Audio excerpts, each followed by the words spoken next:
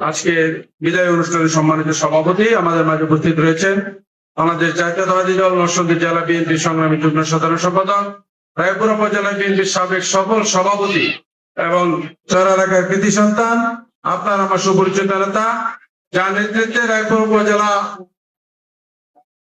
সত্যের পথে এগিয়ে গিয়েছিল সেই ডাইনামিক নেতা জনাব এম এন জামান ভাই আমাদের মাঝে উপস্থিত রয়েছেন। রায়পুর পৌরসভার সাবেক সফল মেয়র, রায়পুর উপজেলা বিএনপি সংগ্রামী যুগ্ম আহ্বায়ক জনাব আব্দুল কুদ্দুস মিয়া উপস্থিত রয়েছেন। রায়পুর উপজেলা বিএনপির সংগ্রামী যুগ্ম আহ্বায়ক, নরসিংদী জেলা বিএনপির সংগ্রামী কৃষি বিষয়ক সম্পাদক এবং রায়পুরা কলেজের সাবেক জনাব হাবিবুর রহমান হাবিব উপস্থিত রয়েছেন।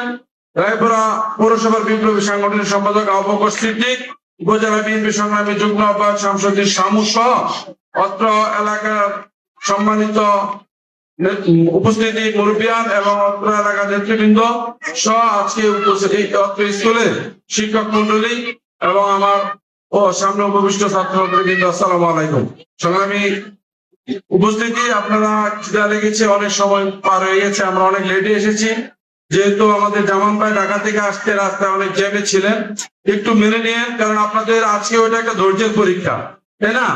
সকলকে সকল পরীক্ষা উত্তীর্ণ হতে হবে এবং আজকে যে বিদায় অনুষ্ঠান সেটা সম্পর্কে বলবো যে আপনারা আজকে বিদায় কিন্তু আমাদের শেষ বিদায় না, আপনাদের সাথে আমাদের অবশ্যই দেখা হবে। আগামী দিন আপনারা পড়াশোনা করে ভালো ইউনিভার্সিটিতে ভর্তি হবেন, এটাই আমাদের কাম্য। ইউনিভার্সিটি আপনাদের এই চর এলাকার একটি সুনাম রয়েছে, এখানে কিন্তু যারা রয়েছেন একদিক দিয়ে হলো সুনাম আছে, গন্ডগোলের সুনাম, এটা ইনশাল্লাহ আমাদের কমে যাচ্ছে। আরেকটা সুনাম হলো এখানকার যারাই আছেন না কেন অনেক উচ্চ শিক্ষায় শিক্ষিত হয়েছে। এবং আজকে আপনারা জানেন কিনা জানি না, বিগত দিনে চর এলাকা থেকে এট এ টাইমে আমাদের 18 জন সচিব যুগ্ম সচিব মিলা ছিল, শুধু চর এলাকারই। তার মানে কি বিশাল। এখানকার চর এলাকা থেকে ছিল ঢাকা ইউনিভার্সিটি ডিসি ছিল চর এলাকায়, এখানকার একজন ইঞ্জিনিয়ার ছিল বাচ্চু ইঞ্জিনিয়ার নামে। যাই হোক, আপনাদের এখান থেকে অনেক সুনাম ধন্য লোকজন রয়েছে চর এলাকা থেকে। তাই আমরা আশা করব আজকে আপনারা এখান থেকে পড়াশোনা করে আগামী দিন আমাদের এই সুনামটুকু অক্ষুণ্ণ রাখবেন এবং এই চর এলাকা থেকে যেন আপনারা ভালোভাবে পড়াশোনা করে বিভিন্ন ইউনিভার্সিটিতে পাশ করে বাংলাদেশের সর্বোচ্চ স্থানে আপনারা পদান্বিত হবেন এবং আমরা আমাদের ভবিষ্যৎ যেন আপনাদের মাঝে দেখতে পারি, আশা ব্যক্ত করে সকলকে আগাম শুভেচ্ছা জানিয়ে এবং পরীক্ষা যেন ভালো করেন সকলকে আবারও ধন্যবাদ জানিয়ে আমি আমার বক্তব্য শেষ করছি। আল্লাহ হাফেজ। বাংলাদেশ জিন্দাবাদ, বাংলাদেশ জাতীয়তাবাদী দল জিন্দাবাদ, তারেক রহমান জিন্দাবাদ।